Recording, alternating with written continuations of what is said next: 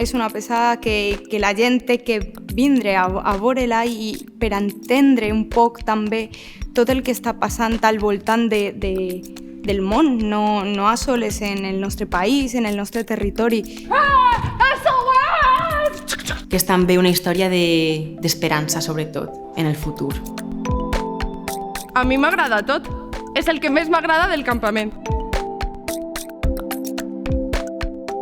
Creo que tiene un poco de todo. Está tratado con delicadeza, pero a la vez tiene humor.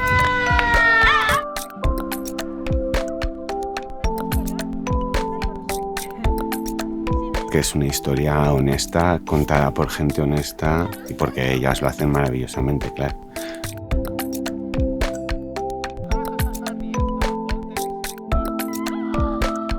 Que és una obra molt tendra, que és per a xiquets, però també per als adults, i que de veritat és una experiència molt enriquidora, jo crec. La meua xiqueta tanca les manetes per dormir.